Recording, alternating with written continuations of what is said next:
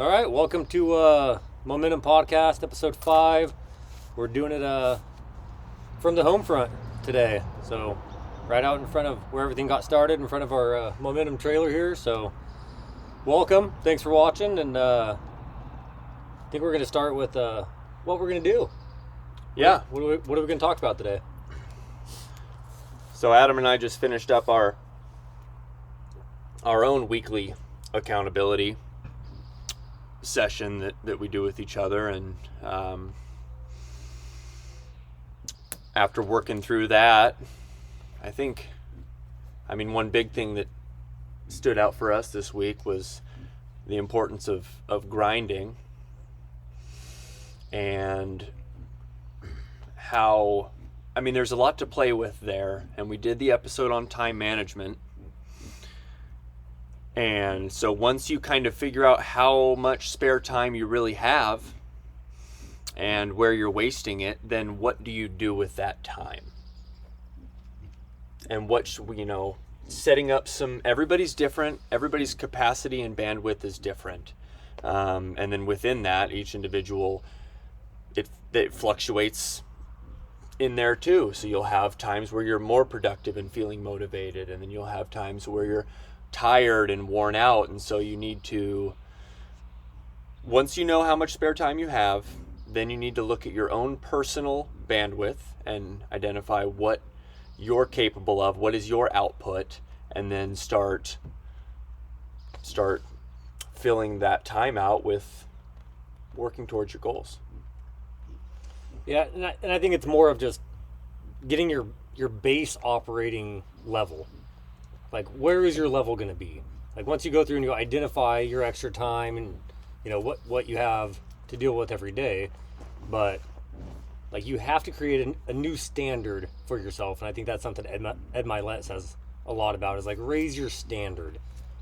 Right? Raise the thermostat, raise the temperature in the room. Right. Yeah. That's something you and I talked about years ago it was muscle ups. Right. That was a big one for you. Is like, the new standard is you have to be able to do muscle ups. Yep. And you've maintained that standard going throughout. So it's the same thing with your daily structure, with time management, and then it rolls into the importance of grinding. Like, that's where it really, I don't know, you have to drive that one home, like the importance of grinding. And Jim Rohn has a really great thing, another Rohnism for you guys, is, if you want to be successful, you need to work harder on yourself than you do at your job.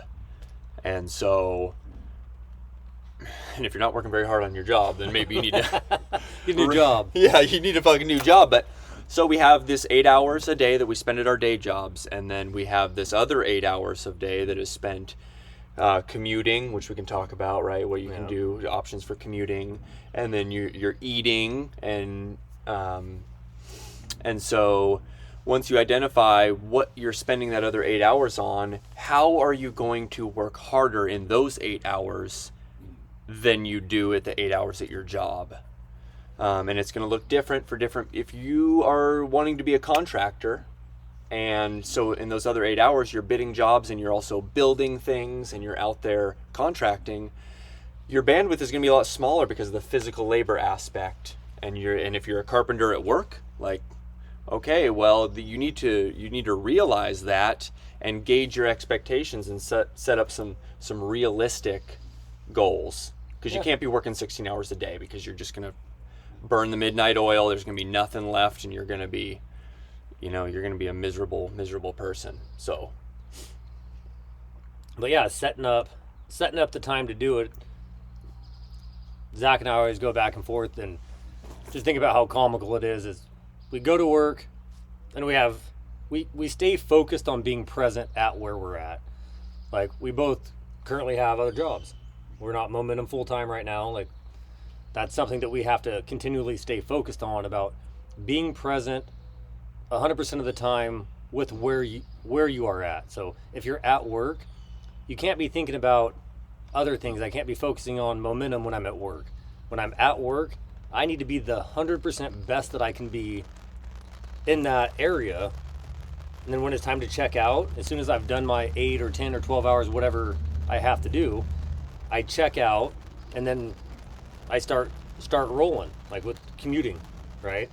Getting done with work, kind of before work and after work. That's my time. And so I spend that with audiobooks and different fields and learning and education and kind of going through my daily routine. But that's my time. But once I get to work, then I need to be 100% focused on being the best that I can be, the best worker that I can be while I'm there. Yep. Don't get distracted. And this is something I'm super guilty of. Is like I will get wrapped when you're really passionate about something and you believe in it, and that is your project.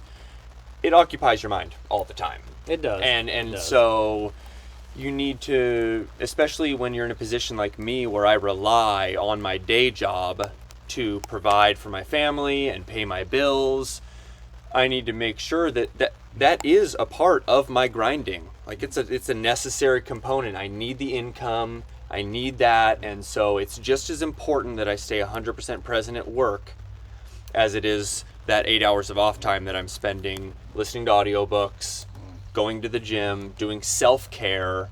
And I think that's part of the base layer of this is like, look at that 8 hours. And then there's a couple of like, they can't be left out. They're the non-negotiables of your grinding, which are, exercise, eating healthy. You need to allocate time for this stuff, whether it's meal prep or whatever. You can make your own decision. Do you have time to cook? Or do you just need to buy meal prep so you have more time to work on your company? But diet, exercise, and, dude, leisure. Yeah. Like it has to be in there. Yeah. It's hard sometimes. But you have to monitor each of the groups. Yeah. You can't just... Life is constantly... I always do this with my hands. It's a constant balancing act, right? So how much time are you giving to each object or thing in your life, right? If you give it all to the gym, then you're neglecting your family. Or if you give it all to work, then you're neglecting maybe your side hustle, right? So you have to figure out what works best for you and then how to allocate your time kind of throughout the day. It's compromise. Yeah. It's compromise. You're optimizing, but there's compromises that have to happen. You have to sleep. You have to eat. You have to move. I know some people don't think that they have to move, but you do. You have to exercise. You have to maintain your body. I think so. As the base layer, that's important to identify. And then something there's a Navalism that says, you and Naval, you're always on Naval. Oh man, well he strikes a chord for me. So you guys are gonna find what works for you and who you kind of cling on to and identify with. But for me, like Naval really hits home. But he says you can have anything you want in life, but just one thing. Yeah. One thing at a time. And so that's cool that you want to be jacked and healthy and start a contracting business and do A, B, and C, you name it, be a rock climber. Like, cool, awesome, but like if you really, really want to be wealthy, like if that's your one thing that you're focused on, you just have to do that and eliminate the rest of them as much as possible. Yeah. He says that for entrepreneurs, you really only have time for eating healthy, exercising, and building your business. Yeah. Anything else that doesn't look like that is not grinding. Yeah. So. Yeah, for our daily schedules, I think we meet fairly often, Zach and I do, and we'll end up working and we're doing momentum stuff after work until sometimes 9 p.m. Good. All right, how's this rain gonna work out here? Not well. All right, guys, we're back. Short intermission for let the showers pass. So bear with us. This is what you get when you're on site with momentum. Adjust fire. Recalibrate and keep moving. Okay, so we were talking about the kind of our time frame for grinding. What we spend, after we get done with our work day, we go home, we do our daily non-negotiables. Yeah. Right. So, again, those will look different for everybody. You guys will develop those by yourself. If you don't have them, you should. Daily non-negotiables are extremely important. But after that's done, it's momentum. Like I come home, right now I'm staying right here in this little thing. I come home, flip open the laptop, get my notebook out, and I grind. I work, we come up with our content, we jump on Zoom calls, and we're working 4 or 5 days a week until at least 9 o'clock at night, every single night. It's not always easy. I don't always want to do it, but it's something that I tell everybody is that's what's going to make the difference between us or you guys and other people. It's when you go home and grind, when you go home and focus on that one thing, whatever that one thing is, you're spending that time busting your ass, trying to move in a direction that you want to go, while everybody else is watching Netflix, drinking beer, partying, doing whatever they're going to do. So it's not always fun. Nothing, it's hard, and nothing in life that was ever worthwhile came easy. Right. Like everything takes work, and it takes your time. And unfortunately, yes, you have to hold yourself accountable and bust your ass. Right. And I think this is a good spot to touch on the importance of passion. And this is an Ed Milet thing too, which is passion. Let's see. Yeah, passion is the fuel for discipline. So if you have a hard time being disciplined and grinding, and you find yourself seeking excuses or procrastinating, or you come home and, if you're doing that and you're in that space, like you haven't found something that you're passionate about. The reason that momentum and grinding is so easy for me is it's top of my mind. It's what I want most. I would do it for absolutely free if that's what, if like it's not a means to an end. It's not the day job. So try to, and that's part of this whole self-development journey, is kind of trying to discover your authentic self and look at what you want from your life. And once you identify that passion, the grinding gets easier. Oh, it does. Yep. Well, because then you're not justifying, because that's what I think a lot of people do, is justify. So once you actually find your passion and you're moving towards something that you truly want, like you are hungry for that. So then you don't rationalize and justify not following through. Right. Which is what a lot of people do. Like, well, I was going to do that, but, it's this back and forth, wish-washy approach to their own lives. Right. But then they want different results. Most people really do want a six-pack or to be in shape or to be able to run a half marathon or whatever. But when it comes time to actually put in the work, it's like Netflix or running shoes. Right. I'll do it tomorrow. Yeah. Tomorrow. I feel like I walked enough at work, or I did this. So you go into this trick and this cycle of just justifying or rationalizing why it's okay that you don't have to hold yourself accountable. Right. Like it's almost like a disease. Mm-hmm. It's something that's constantly there, and dude, it has to be maintained. And I think you just touched on something that's super important, in which it's this is the linchpin to the whole momentum thing is accountability. So, and we all suck at holding each other accountable, and that's why Adam and I lean on each other to make sure we're checking the boxes. But the self-accountability portion is going to be easier when it's met with purpose. When it has purpose behind it, for me, sitting down, it's really hard for me to watch movies. Like, I can't do it because the whole time I'm watching that movie, I'm just guilty. You're giving you're giving away time. Right. And it's like there's so many other things that I need to be doing, and I'm not moving forward. And so that's kind of where that comes into play. The personal accountability aspect, again, from passion. Yeah. And it's weird how you can start to actually trick yourself into having a positive mindset. It's a good trick. But for me, in the car, listening to the radio, I feel guilty. I'm robbing free time from myself. Right. Because I want to focus on I think this is Ryan Holiday. I think it's Ryan Holiday.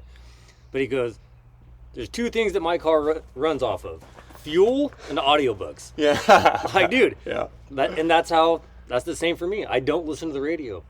I don't want that content coming in. I want focused content that I handpicked for whatever field I'm studying for the week that I'm in. And I go, field by field, week by week, and truly get the education. And, that's what allows us to be able to help so many people is like, we're grinding. Like when we're driving in the car, you're listening to the radio. No, we're listening to a damn psychologist, studies, neuroscience, just nonstop cramming our brains and dissecting everything. And then that's when we come home and get back to the grind. Right. Dissecting it and how does this work? How does this fit? How is this going to help other people? How can we explain it better? But we've tricked ourselves into literally feeling guilty for listening to the radio. Right. Yeah, and it doesn't feel good. Like those the pleasure sensor and the reward mechanisms in my brain light up when I'm taking calls, shooting emails, working on the website, talking with clients. And so, like a drug addict, like you just want to keep tapping that and get that reward and get that reward. And so kind of the last episode, like mindset and motivation, it's like a, I don't want to say self-fulfilling prophecy, but it like that becomes what you're chasing. So you turn from a life where you're forcing yourself to do things to where your life is centered around it, and anything else just seems like a distraction and unproductive. Yeah. So you make yourself feel bad. Yeah, basically. yeah. That's really what it comes down to. Yeah, and it's hard. Like as you start going down that path and you start having that the mind shift of the new mindset, like it's hard sometimes. Like just going out and hanging out with other people, and they want to talk about like sports. Nothing against sports. I'm not a sports guy, but when they want to talk about the latest and greatest game or the stats, or I'm like, what about like like moving forward in life? Yeah, like, you guys have time to talk sports? Yeah. Like, because my head's just sitting here just riddling nonstop. Can we talk about stock portfolios? Yeah, let's talk about exercise. Stocks, something something that's going to add value. Right. And so I constantly start picking apart conversations on like, this is not adding value to me. I'm no longer interested. Mm-hmm. I want value. Right. I'm only awake for the certain amount of hours that I'm awake. I want value. I want to get paid. I expect any activity that I do to bring something to me. Right. Like, I want to get paid. It's a scarcity mindset. You need to develop a scarcity mindset around your time. What does he say? He says, guard your time. It's all you have. So you need to, a lot of people are guilty of like, I'm young. I have all the time in the world. I have a good job. Things are fine the way they are, and it's like, no, it needs to happen now. This is massive action. Let's go. Every moment that I'm not working on my goals, I'm just like, it's like if I was walking down a trail and I just stopped and I was just like standing there. Yeah. And I look down the road, I see where I'm going to be. Like, try that sometimes. It drives you freaking nuts. Yeah. Like if you have somewhere to be and you just stop or park your car and sit there, and you have an appointment to get to. That's what it feels like. Yeah. Like you have to get serious about your life. You have to get serious about your goals, your action, your time. Selfish. Yeah. Gotta get selfish. Be selfish. Yeah. I'm sorry. I have limited time. I don't have time to go bullshit and talk sports games and X, Y, or Z. The power of saying no. That's a big one. That's a big dude. one. Yeah. Yep. So and that's a hard one for me too, because I've always been a people pleaser, but it's a tool that I've implemented and have been like hugely successful. Like, dude, and it feels good to tell people no. Like, I'm not available. But that's a developed skill. Yeah, it's hard. It was really hard for you at the beginning to do that. Right. Because I'm always running around, helping people, doing things, my wife, my kids, and anybody else who would ask me for stuff. Then when I developed the scarcity mindset and I had the passion, it became easier to say no. I had to practice it, but it became easier to say no. And so guard your time. That's all you have. And then the other thing I wrote down here I wanted to touch on was life has seasons and motivation fluctuates. And I think we've all experienced that. and you need to have tools and systems and realize it's going to happen. And then you need to, it's periods of sprinting and then rest. And then when you're massively motivated and you're hard charging, like embrace that and make sure that you are working. And then when it's time to scale back, it's okay. Like, that is the natural cycle of things. Yeah. You have to analogy is like a race car, right? Like, it doesn't matter what kind of car you have. If you run it 100 miles an hour redlined 100% of the time, right, what's going to happen? It's going to blow up. Right. You're going to break your damn car. Time for a pit stop. Like, you have to take those pit stops and change your tires, recalibrate, take a breath. Like, and allot yourself that time. Right. Recharge. Like, when you are going so much, we get into this all the time, going through our momentum stuff. And, you know, my personal life and my relationship, every once in a while, it's like one day a week I will check out. That's 100% family time, my time, where I kind of disconnect, you know, one day a week and actually spend time with my family. But I still feel a little guilty. I know. Yeah, me too. I honestly do. Yeah. Which is, I guess, good and bad. Yeah. But it's on the positive spectrum, right? Yeah. It's not super negative going one way or the other, but it's something that it really does take continuous focus and practice, right, to keep doing that. And you can kind of play both sides there, you know, try to see what you get away with. Like, what just came to my mind was in the Momentum group chat this weekend, I was with the kids and it was my turn and I took them to Kids Club. But I sent you guys a picture. I took a picture of my laptop with the Momentum website up, and then the big playgrounds in the background. Yeah. And it's like, try to optimize if you can. I mean, you can be present and doing things, but you know, fit it in as much as you can. Yeah. And yeah. So yeah, it's a dance. There's a lot of nuance here. But yeah, I think that really, I think that kind of gives a good ballpark for just, again, the importance of grinding. Just be better than everybody else. Don't don't drink the Kool-Aid. Is what it comes down to. If you want a different result, you have to do different shit. They're gonna call you weird. Yeah. It's gonna happen.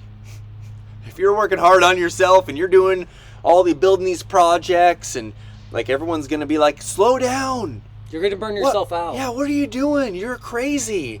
Like, that's a sign that you're starting to make progress. All right, good book for you guys. It's Grant Cardone. Be obsessed or be average. He talks a lot about that in that book. How everybody's always, slow down, don't do this, you're gonna burn yourself out, because a lot of the time people are either talking shit or they sincerely care. Right. And so they're threatened. And they're threatened, right? Right. Yeah. And so it goes kind of all across the board, but yeah, you got to grind. Right. You have to motivate yourself and have that energy and have that level where people think you're fucking insane. Right.